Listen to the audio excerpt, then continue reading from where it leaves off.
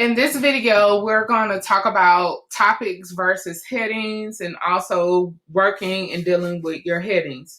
So you pretty much came up with the headings once you inserted your pages, which are these things over here. You have your headings, but let's say you begin to write and you want to change your heading.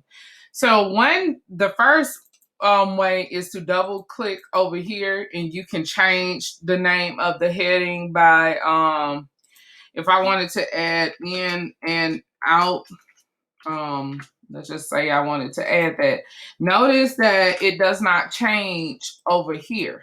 So I would need to add that over here on this document as well.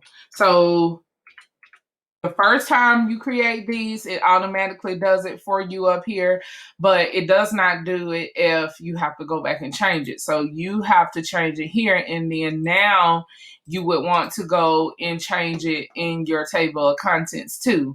And that's why I was suggesting that you do your table contents last, because you will have to change it in 3 places: here, and on your table of contents. So let's talk a little bit about topic versus a creative subtitle or heading. In your document, going back to some topic tips, if we look at this document, I gave the example several times in school. For example, if my animal was an Arctic fox, for a description text structure writing, I may describe my animal's habitat. So the topic is an Arctic fox's habitat, but I don't want to title my page in Arctic animals habitat. I want to give it a catchy title such as freezing homes.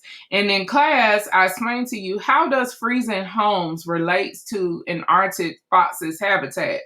We know the Arctic is very, very cold. So that, i.e., represents freezing, meaning it's cold, freezing. And we know a habitat is where an animal lives. So that represents home. So from the topic, Arctic fox's habitat, my title of my page, which will go here, will be freezing homes. So I want catchy titles and not be the causes and effects of this, or an Arctic fox's habitat. Freezing homes is more catchy and will attract more readers to want to read my writing. So each heading is related to the topic, but it's not just plain out stating this is what I'm writing about. For example, where in the world is it shaking? My topic is places that earthquakes are most common, but my title or my heading is where in the world is it shaking? So on your rubric, where it asks you to add the headings on each page or website, help the reader understand what they are going to read in each section. The headings make sense for the information given.